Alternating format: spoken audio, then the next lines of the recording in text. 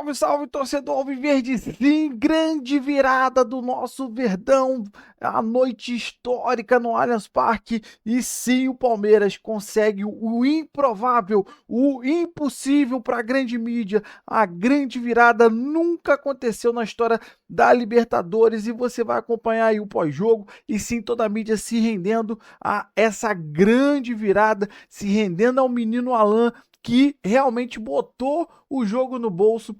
Então tem um corte aqui muito legal para a gente acompanhar, falando tudo sobre essa virada épica do nosso Verdão. Então, sem mais delongas, bora tocar o vídeo. Antes de mais nada, você que não é inscrito, dá aquela força pro canal, se inscreva, ative o sininho e deixe o seu like. Bora tocar esse vídeo, rapaziada. Um troca de passe super especial para a torcida do Palmeiras. Abel Ferreira prometeu, ele disse que seria uma noite mágica no Allianz Parque e realmente foi uma atmosfera incrível e o torcedor do Palmeiras empurrou o time para uma goleada. 4-0 sobre a LDU. Com esse resultado, o Palmeiras avança mais uma decisão de Libertadores. Agora a história é a seguinte: Abel Ferreira disputou 6 Libertadores até agora, desde que chegou ao Palmeiras, e chega à sua terceira decisão. Então teremos mais uma vez uma decisão entre dois times brasileiros. Palmeiras e Flamengo vão se enfrentar em Lima, no Peru, na grande decisão da Libertadores. Vamos falar muito sobre a classificação do Palmeiras de hoje, o grande jogo de Alan. O menino entrou e arrebentou com a partida, foi a surpresa na escalação. E também já vamos começar a conversar sobre a grande decisão que será entre brasileiros Flamengo e Palmeiras em Lima, no Peru. Uma grande noite de Libertadores. O Abel disse: preparem-se para uma noite mágica. Ele também disse: 90 minutos é muito tempo dentro do Allianz Parque. E as frases de efeito, que imagino que vão virar produtos de marketing do Palmeiras, porque são frases impactantes, e deram certo porque o resultado favoreceu para que essas frases também se tornem constantes na boca do torcedor. O Palmeiras está em mais uma decisão. Mansur, boa noite. Boa noite, Felipe. Boa noite, Alex. Todo mundo que assiste o Troca, o mais impressionante foi que em dado momento do jogo parecia questão de quando e não de si, né? Especialmente, eu acho que o gol o gol do 2-0, o gol do Bruno Fux antes do intervalo, ele meio que pavimentou ali um caminho que era difícil não acreditar que ia acontecer a virada daquela altura. E assim, pensando, é lógico que a história da Libertadores, ela vem de muito tempo, vem desde do meio do século passado, mas se a gente juntar todos os elementos dessa final, eu acho que a gente está diante de uma das maiores finais da história e, dizendo sem medo de errar, eu acho que é a maior final desse século na Libertadores, possivelmente. Talvez minha memória esteja me traindo. O Boca e River também, que foi... Tem o Boca e River, que para os argentinos era algo gigante. Agora, em termos da qualidade de jogadores que vai estar reunida nesse jogo, aí eu não tenho nenhuma dúvida de que, pelo menos nesse século, já nessa era do futebol, em que o futebol da América do Sul é exportador, eu acho que a gente poucas vezes reuniu a qualidade de jogadores que a gente vai reunir nessa final. E com uma série de outros elementos, né? A rivalidade Flamengo e Palmeiras, que foi sendo construída ao longo dos tempos, tendo esse ponto dos dois times se encontrarem pelo troféu mais cobiçado da América pela segunda vez num espaço de 3 anos, em 4 edições da Libertadores, mas num espaço separados por 3 anos, 22 para 25. A decisão de quem é o primeiro tetra da Libertadores do futebol brasileiro. A afirmação do futebol brasileiro definitiva como uma grande potência econômica. Enfim, eu acho que a gente vai ter uma das grandes... Esse sábado, 29 de novembro, é uma data que vai fazer história no futebol brasileiro, uma das grandes finais de Libertadores da história.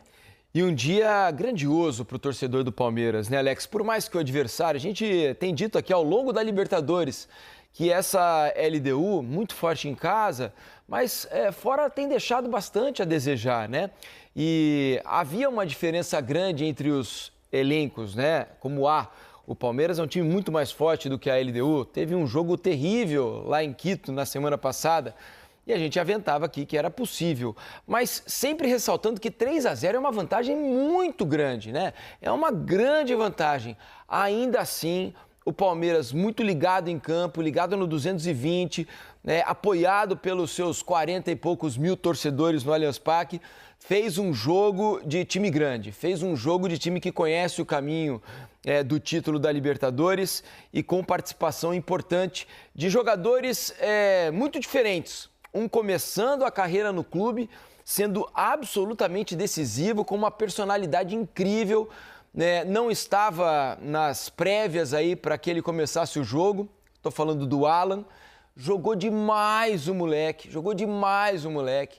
E depois o Veiga, né? Com toda a sua experiência, um cara grande, já com 2 títulos de Libertadores no currículo, entra na segunda parte para fazer 2 gols e classificar o Palmeiras. São grandes histórias dentro do mesmo jogo, não, Alex? Boa noite. Boa noite, Felipe, Cadu Mansa, todo mundo que está em casa. É impressionante o que o futebol ele te dá condição, possibilidade, oportunidade de realizar dentro de um campo, desde que você seja bem dirigido, com bons profissionais, com interesse, né? Porque muitas vezes a gente vê que um jogo de futebol parece que é só mais um jogo, né? E que muitos clubes, muitos profissionais acabam lidando. Por isso que a gente acaba vendo muito mais hoje Palmeiras e Flamengo, não somente pelo investimento. A gente até viu anos, de repente, do Flamengo piores, até de repente, do que a gente viu de...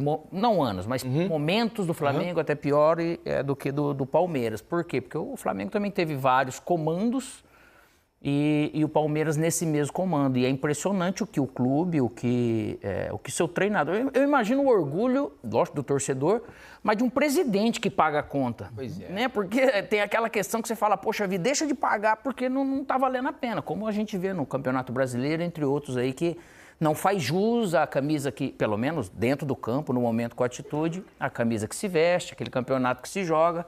E o que o Palmeiras faz hoje realmente é um jogo totalmente ao contrário do que ele fez lá em Quito, porque lá foi o pior jogo do Palmeiras no ano. Infelizmente coincidiu lá, a altitude pode ter trabalhado um pouco, mas enfim, lá foi o pior jogo. Só que você pega um treinador desde lá, que ele tem realmente uns gatilhos, umas colocações, um entendimento, uma sensibilidade para conseguir mexer, entender a cabeça do ser humano naquele momento e mexer com essa cabeça para poder fazer momentos, construir, vamos dizer, momentos como ele construiu agora. E do Alan é muito gostoso você ver, é o tipo do jogador que ele faz tudo, né, no campo, para aquilo que tem que ser, no nível competitivo. A qualidade ele vai vir fazer, né, mas é impressionante como você tem algo para buscar que você acaba proporcionando esse tipo de momento. A gente vai falar muito sobre o Alan aqui, né, que é um capítulo especial dessa semifinal da Libertadores. Vamos falar sobre Alan. Sugiro a gente começar por esse assunto, porque dei na manchete aqui... Eu ia só não ajudar quem está tentando responder a enquete. Por quê? Eu ia dizer que vão me perguntar todos nós vão perguntar durante um mês quem é favorito para esse jogo. Verdade, né? Isso é verdade. Assim, Pode se preparar. Gente, olha só, esses times estão jogando 29 jogos já do Campeonato Brasileiro e a diferença entre eles é 1 ponto. Né? O Palmeiras chega grande com essa virada. Lógico que ele chega grande. Mas o Flamengo também chega grande, porque pegou um adversário que dos não brasileiros talvez fosse o mais temido dessa reta final, sobrevive a um jogo duríssimo na Argentina com um jogador a menos. Enfim, gente, eu acho, olha a qualidade de um elenco, olha a qualidade do outro, olha o que esses times têm feito. Eu acho impossível apontar um favoritismo, a não ser que ao longo desse mês alguém tenha tomara que não, né? Porque a gente quer todo mundo em campo, mas alguém tenha uma sucessão de problemas, uma epidemia de lesão, uma oscilação de forma gigantesca. Mas do mais, eu acho impossível apontar um favoritismo. Eu não conseguiria responder isso aí. Não, o nível de igualdade é muito grande. Os dois times são muito fortes, muito acostumados a decisões, que estão ganhando títulos a toda hora, né? Então imagina uma grande decisão lá em Lima. E concordo muito com o Mansur sobre o que ele disse agora há pouco, que talvez seja a maior decisão do século, né? Em termos de qualidade de jogadores. São elencos... Não tira a qualidade da nossa final de 2006, não. Não, é porque claro eu tava. Claro que não. Mas tinha jogador... No São Paulo e no Inter, hein, cara? Em 2012 também, eram grandes times. Não, mas essa que agora... Em termos financeiros, os times cresceram demais. São 2 gigantes num momento espetacular. Em muitos times de Libertadores, teve às vezes um grande contra um time um pouco inferior. Também. E assim, é um momento que o futebol brasileiro atrai jogadores que poderiam estar em outros mercados. E outra coisa, a crítica vem para todos os clubes que não se organizaram administrativamente, que realmente esses clubes não viraram SAF para estar aí. Ah, mas o Flamengo tem Mas ele não tinha potencial antes de se profissionalizar, antes de colocar dirigentes que pensavam no clube, não pensavam em si próprio, ou não pensavam somente no momento. O Palmeiras também é um clube ainda com uma condição de torcedores menor, mas é um exemplo de administração. Então, que se copie isso, porque é possível. Você não copia por quê? Porque parece que é impossível. O Palmeiras não começou a investir lá atrás também, não só no profissional, mas na sua base, e o Flamengo também não veio para o mundo além dessa direção com a sua base vindo. Enfim, cara, estão 2 exemplos aí que todo mundo tem que estar com dor de cotovelo, sim, e ao mesmo tempo tem que ter a inveja boa de copiar. É isso, exatamente, tem que se copiar o que os outros fazem de bom, né?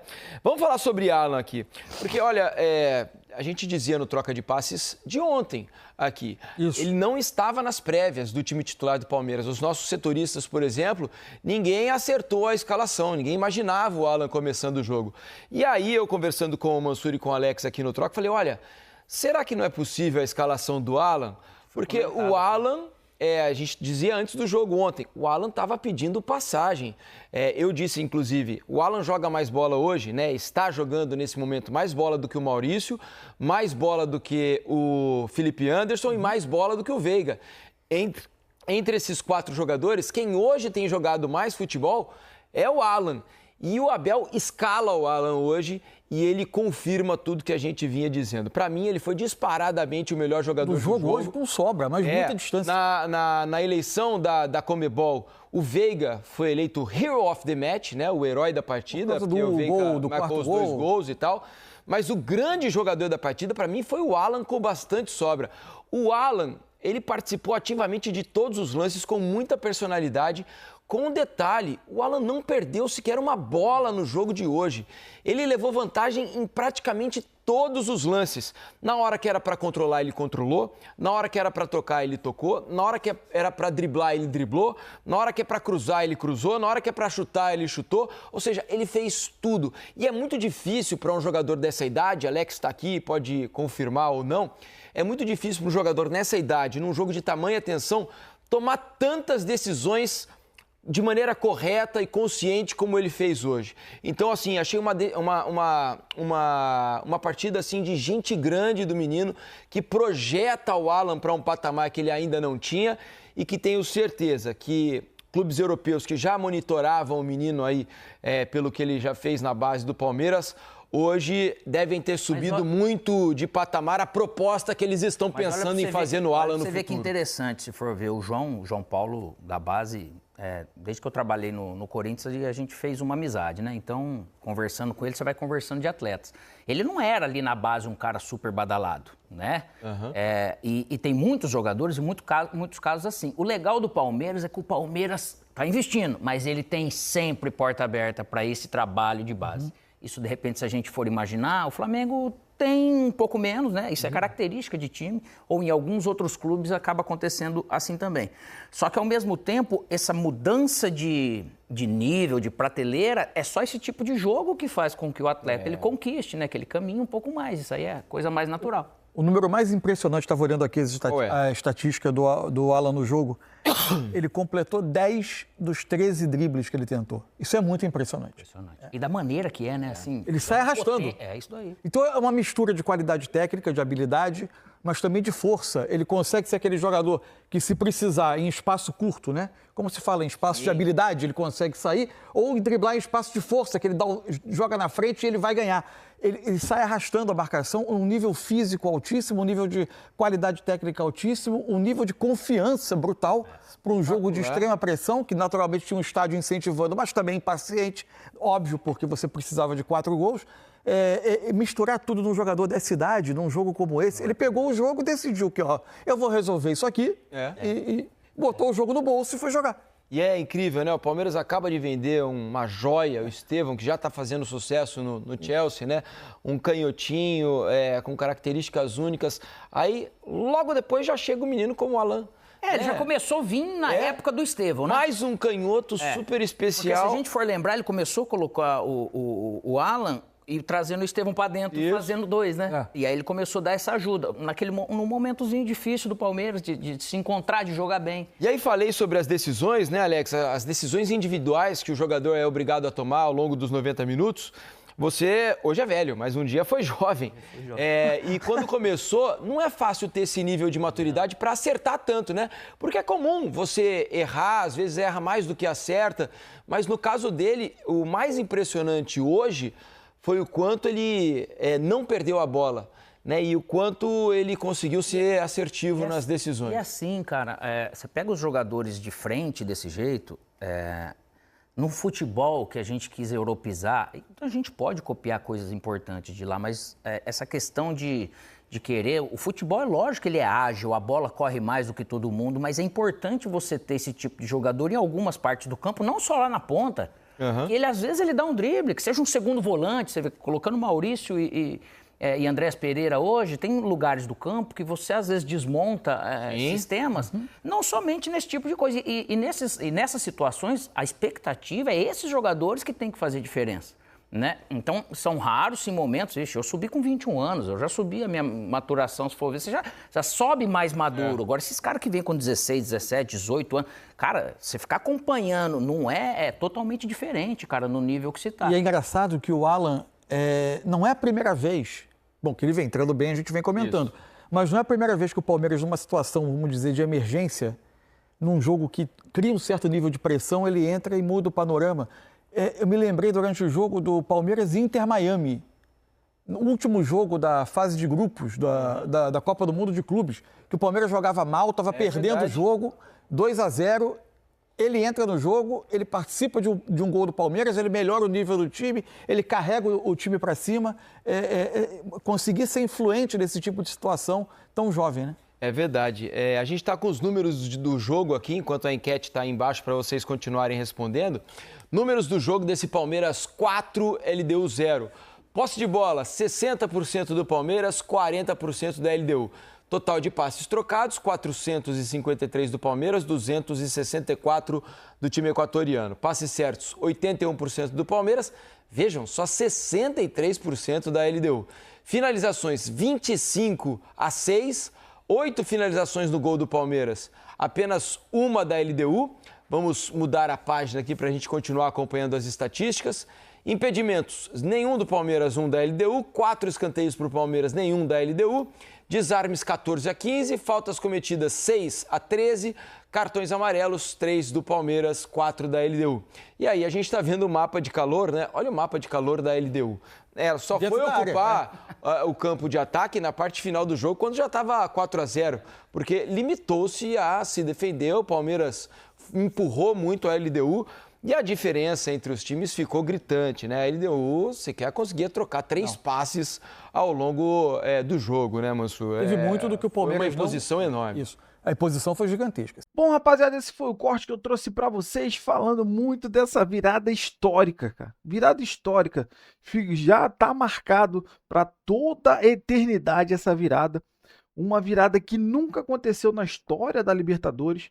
Na semifinal, o time conseguir reverter um 3-0.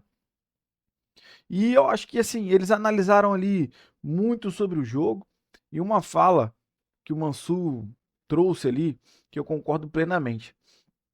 Em determinado momento do jogo, a gente já não tinha dúvida que o Palmeiras conseguiria.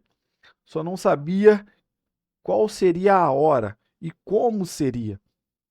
Como o Abel falou, prometeu uma noite mágica, uma noite histórica, sim, no Allianz Parque. E foi isso que o Palmeiras entregou. Rapaziada, sinceramente, eu não sei se eu vou conseguir dormir hoje. Cara, é muita emoção, cara. É muita... Vou te falar, da gente começar a falar e lembrar do jogo como foi, assim, desculpa, mas meu olho tá enchendo d'água, meu.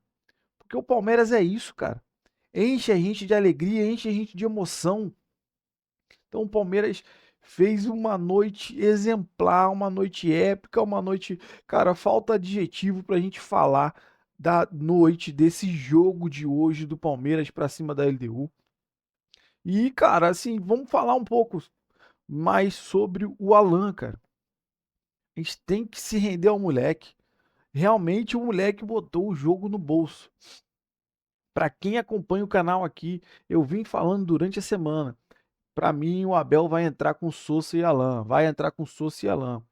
E aí o pessoal colocando aí, a mídia colocando a provável escalação, não tava botando nem o Sousa nem o Alan.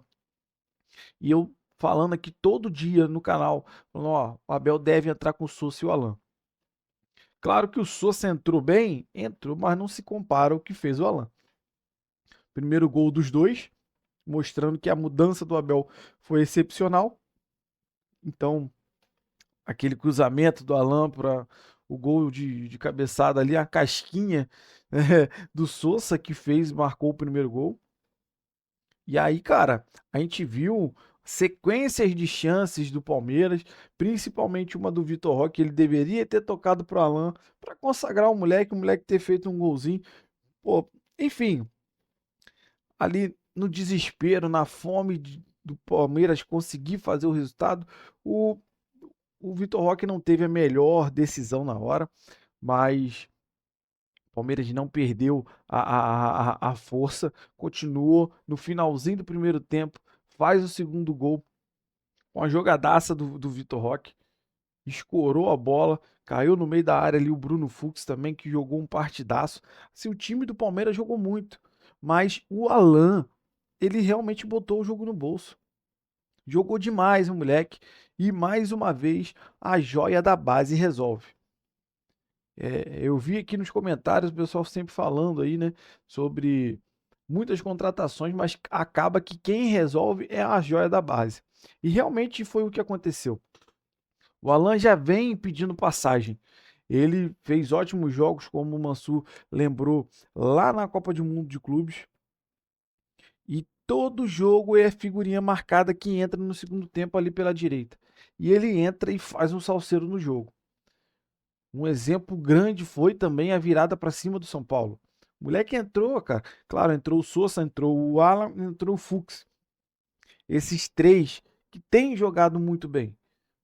Mas, cara, o Alan, ele bota a bola debaixo do braço e puxa. Cara, o lance do pênalti parecia uma bola perdida. Ele tirou um coelho da cartola ali, cara. E foi para dentro da área agarrado, certamente. O cara, pô, não ia deixar ele passar, ele ia em direção ao gol. Pênalti, claro, fiquei até com medo de não ser marcado, porque o juiz não estava marcando as coisas, só marcando o contrário. Enfim, mesmo contra a LDU e mesmo contra o juiz, ele teve que marcar, né? Ficou muito escancarado. E, cara, o que falar, né? O Veiga vem reconquistando a confiança dele mesmo, vem entrando nos jogos, já fez gol de pênalti, fez gol em jogos anteriores aí com a bola rolando. E aí entra, marca o terceiro gol e o quarto gol, né, cara? Histórico demais, histórico demais. Rapaziada, eu quero saber de você que acompanhou o vídeo aí até o final, qual é a sua opinião sobre tudo que foi falado, o que você concorda, o que você discorda, deixe aí nos comentários. Você que não é inscrito, dá aquela força pro canal, se inscreva, ative o sininho para você não perder nenhuma novidade aqui do seu Verdão de todo dia. Todo dia a gente traz sim um corte com muita informação do nosso Palmeiras. E essa sexta-feira vai ser dia de muita alegria. Cara, histórico, histórico, histórico. Eu não sei como que eu vou conseguir dormir. Enfim, compartilha com a gente aí a sua opinião. Então você que puder dar o seu like, pô, deixa o like aí que ajuda demais esse vídeo chegar para muito mais palmeirense. Se você puder hypar o vídeo, ajuda demais o meu trabalho, que sempre fico aqui procurando as matérias e informações para trazer tudo do nosso Verdão para você, torcedor alviverde. Valeu, rapaziada, um grande abraço.